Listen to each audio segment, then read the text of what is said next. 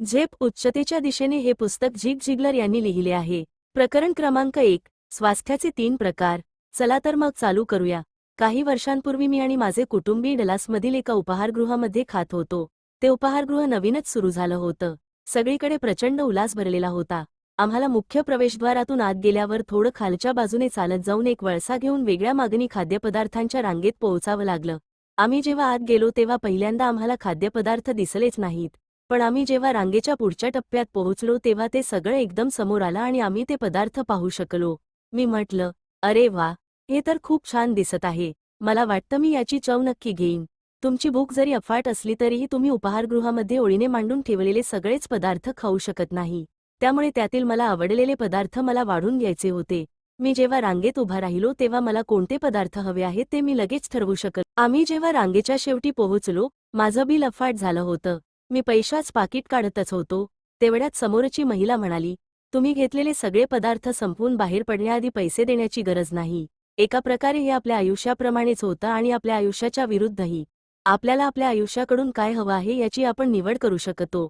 उपाहारगृहातील ओळीने मांडलेल्या पदार्थांमधून मला जे हवं त्याची निवड करू शकलो आणि त्यासाठीची रक्कम चुकती करण्यापूर्वी त्याचा आस्वादही घेऊ शकलो.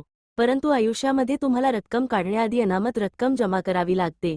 आयुष्याच्या खेळामध्ये तुम्हाला काय करायचं आहे तर ते म्हणजे तुम्ही तुमच्या गरजा ओळखा आणि मग ज्या खरोखरच तुमच्या गरजा आहेत त्यांच्या बदल्यात तुम्ही काय देऊ इच्छिता ते ठरवा. अशी कोणती गोष्ट आहे जी जवळपास सर्वांनाच आयुष्यात हवी असते? कोणत्याही शंकेशिवाय मी हे खात्रीपूर्वक सांगू शकतो की आपल्याला सर्वांनाच आरोग्य, संपत्ती आणि आनंद मिळवण्यात रस असतो. काही लोक असेही आहेत की जे म्हणतील, खरं तर मी खूप पैसा कमवावा असं मला वाटत नाही. मला असं नेहमीच वाटतं की जे लोक असं म्हणतात ते इतर बाबतीतही खोटं बोलू शकतात. गैरसमज करून घेऊ नका. मला असे बरेच मंत्री, समाजसेवक, शिक्षण क्षेत्रातील व्यक्ती माहीत आहेत ज्यांनी त्या क्षेत्राची निवड श्रीमंत होण्याच्या अपेक्षेने केलेली नाही. परंतु मी अशी एकही व्यक्ती कधीच पाहिलेली नाही जिने तिला देव केलेली पैशांमधील वृद्धी स्वीकारलेली नाही. मी 3 प्रकारच्या स्वास्थ्याबद्दल बोलणार आहे.